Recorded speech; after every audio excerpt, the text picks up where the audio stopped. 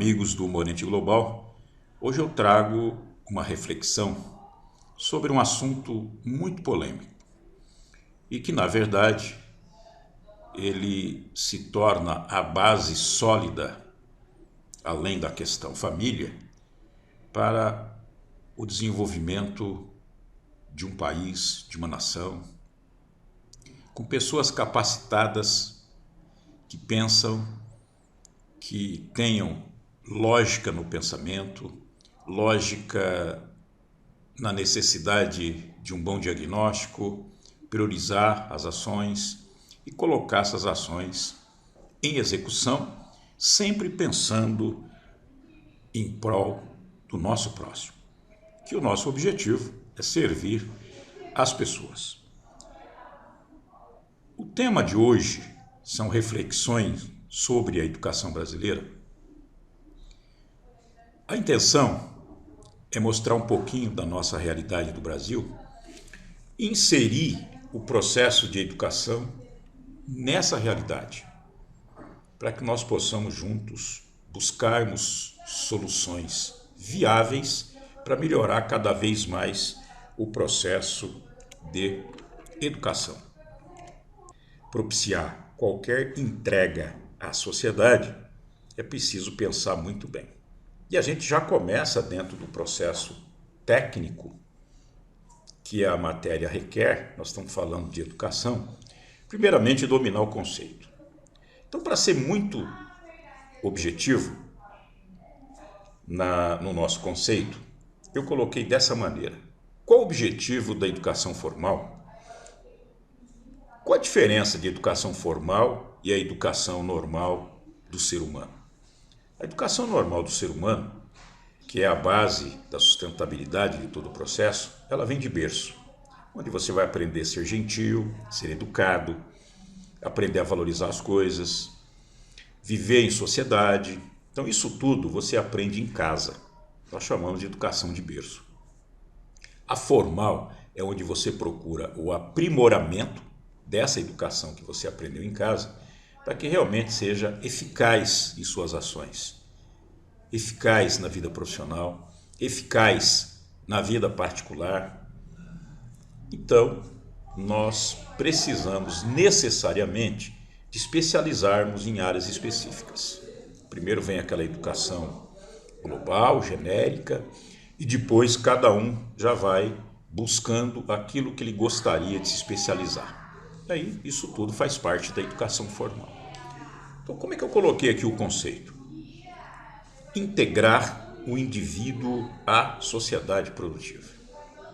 Óbvio, se eu estou formando alguém para ser útil às pessoas, ele precisa entender que essa ação que ele vai desenvolver, ele vai resolver uma série de situações. Situações da área de saúde, da própria educação, da área da transformação dos produtos in natura. Enfim, ele vai aprender uma série de ações que é possível ele trazer para o seu rol de aprendizado, para que isso facilite a sua vida profissional. Então, integrar o indivíduo à sociedade produtiva. É preciso, primeiramente, entender essa sociedade, quais são as suas necessidades. Mas antes disso, eu vou passar para você um cenário que nos preocupa muito, que é o atual cenário brasileiro. Quem que precisa de nós, futuros profissionais, na sociedade brasileira? As pessoas que vivem no Brasil, são os brasileiros. E para isso, eu preciso entender muito bem esse cenário para ser realmente eficaz e tentar mudar ou amenizar o cenário atual brasileiro. Eu preciso ser profissional. E para isso, eu vou aprender na escola. Ou na escola pública, ou na escola particular. Tudo vai depender das minhas condições financeiras.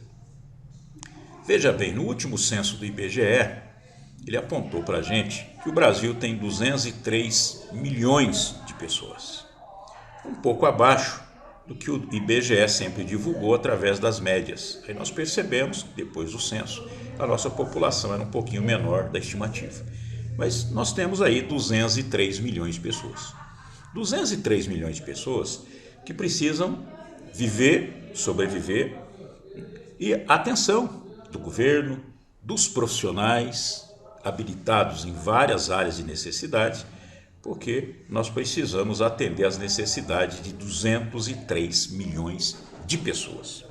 Então veja bem, dessas 203 milhões de pessoas, eu tenho pobreza, eu tenho riqueza, eu tenho pessoas da classe média, mas o que mais me preocupa é a pobreza e as pessoas que vivem abaixo da linha da pobreza.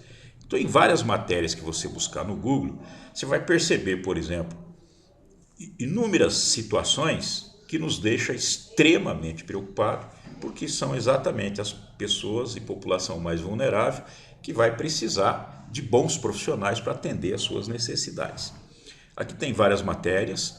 É interessante também que essa matéria diz que 60,1% da população brasileira vive com até um salário mínimo. Você tem noção do que isso significa? Mais de 60% da população vive com até um salário mínimo. Às vezes as pessoas não param para fazer essa reflexão.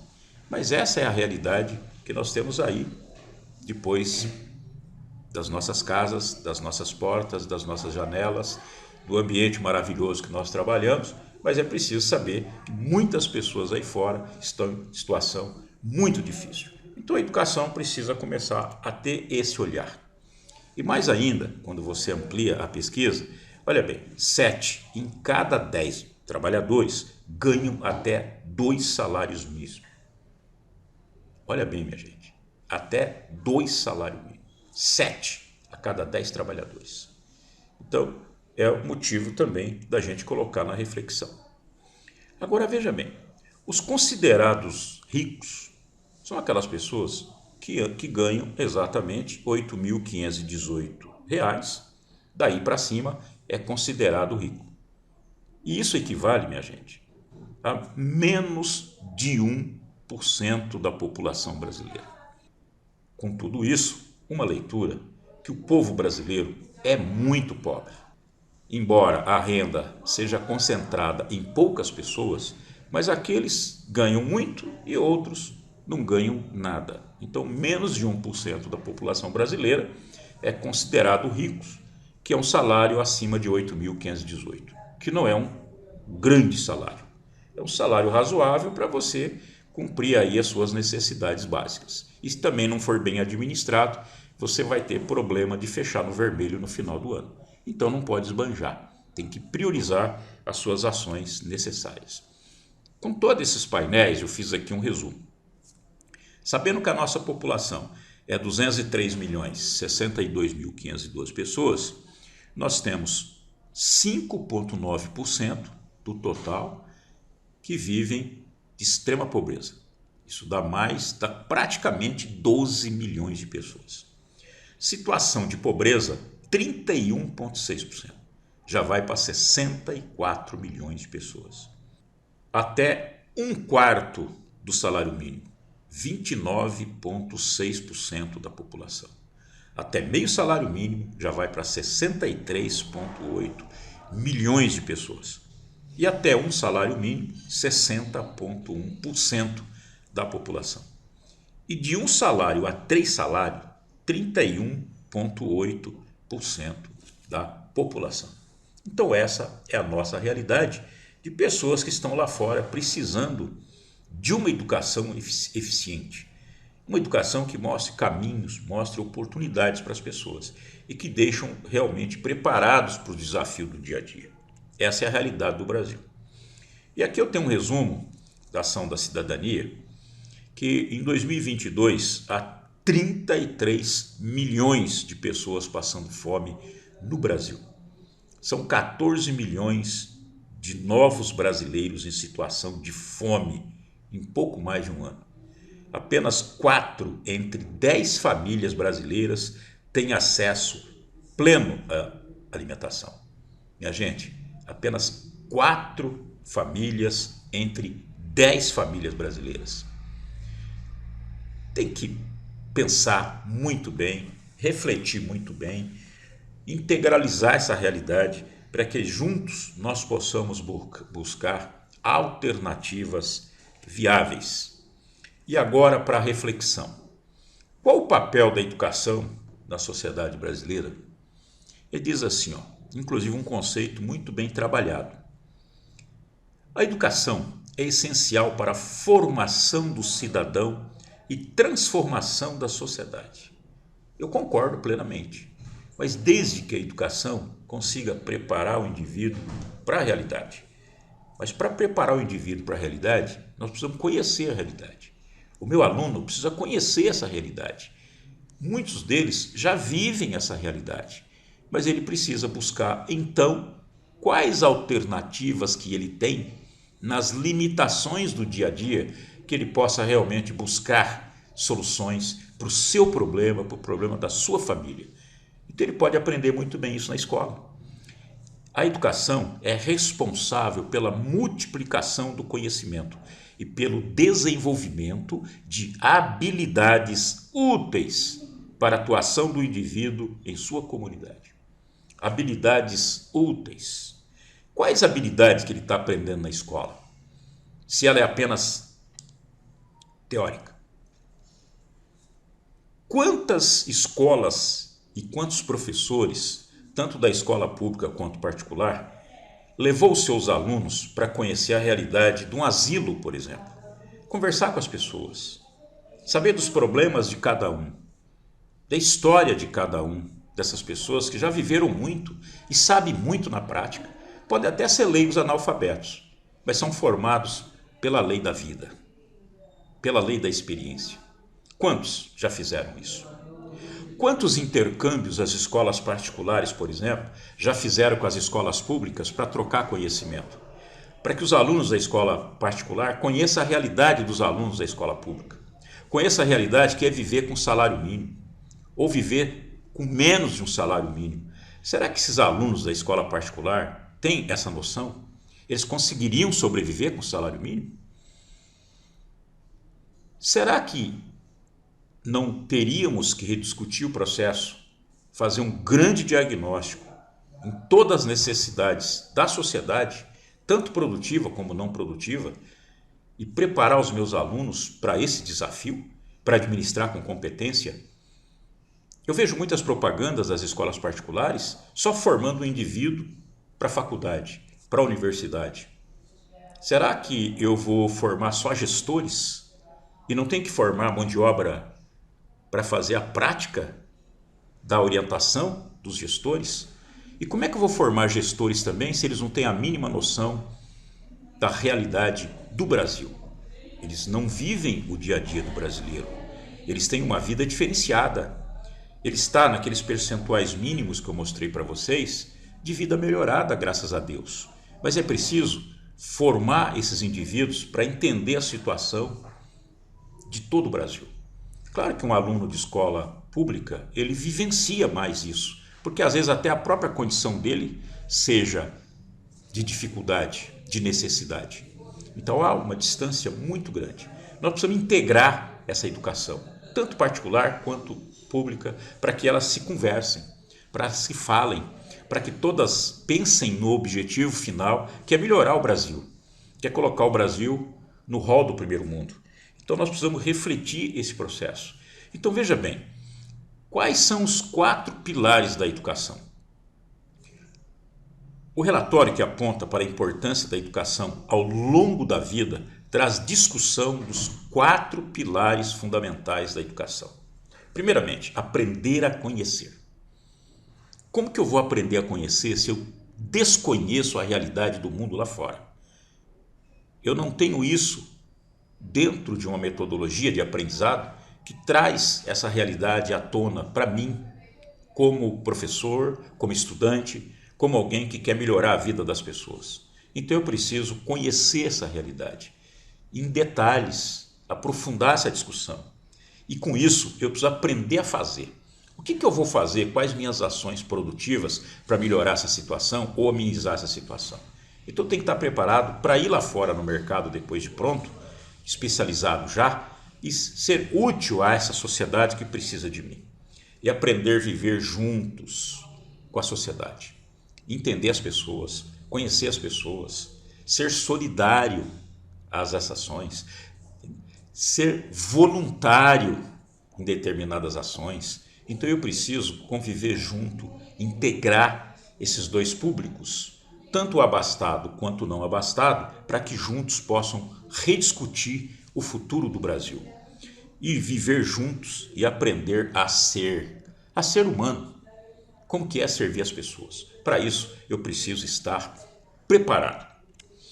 E aqui eu encontrei esse material muito interessante, que ele diz aqui embaixo, ó, esse processo de união intersetorial extingue o trabalho solitário, muitas vezes realizado pela escola e comumente relacionado ao fracasso educacional.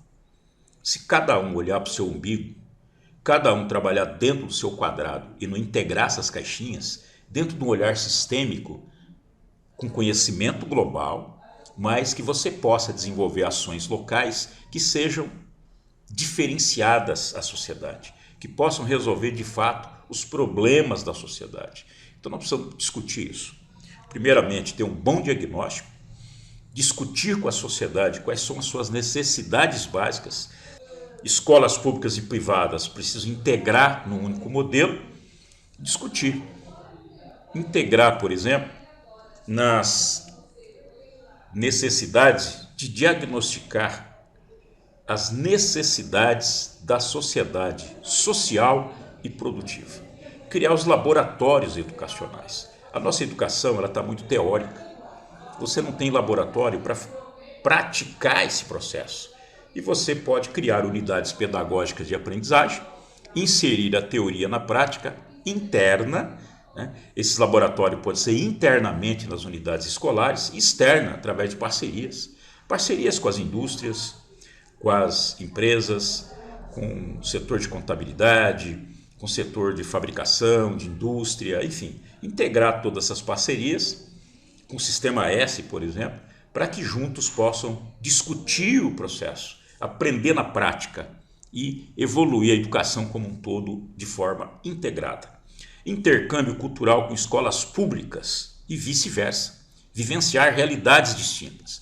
Tanto o aluno da escola pública deve conhecer a realidade das escolas particulares, os alunos da escola particulares, conversar entre si, trocar experiência entre si, e também os alunos da escola particular vivenciar a realidade das escolas públicas, que normalmente eles vão ser muito mais úteis àqueles indivíduos que estão na escola pública do que, na verdade, para os alunos que estão ali na escola particular. Então é preciso entender isso.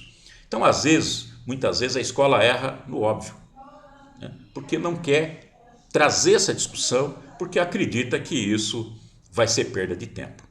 Eu vejo que isso é a base da sustentabilidade. Eu ainda coloquei aqui, visitas técnicas em asilos, APAE, hospitais, unidade de saúde, favelas e unidades produtivas em geral. Incluir os currículos de disciplina de organização social e política do Brasil. Os alunos não conhecem o papel do vereador, ele não conhece o papel do prefeito, não conhece o papel do presidente da República, o papel do deputado estadual, deputado federal, do senador da República. É preciso ter disciplinas específicas que formem esse indivíduo para a cidadania. Amanhã ele vai escolher os seus dirigentes, precisa entender esse processo e estar mais preparado para essas escolhas. Tem um programa, por exemplo, que é o Plenarinho, que é do Congresso Nacional, que é fantástico. Procure pesquisar sobre o Plenarinho e conheça um pouco sobre esse programa, que é uma política pública de inclusão e formação da cidadania do aluno. É muito interessante. E também políticas públicas integradas para o desenvolvimento em geral. Raramente você vê um professor falar de políticas públicas. Quais as políticas públicas que possam mudar a realidade de uma sociedade? Política pública federal, estadual, municipal, onde trabalham integradas e pode trazer muito benefício à sociedade. Meus amigos, por hoje é só. Espero que vocês tenham gostado dessa nossa reflexão e que possamos juntos discutir o processo de educação, não como um projeto isolado, mas como um processo, integrado, visando um futuro melhor para todos. Um grande abraço e até a próxima oportunidade, se Deus quiser.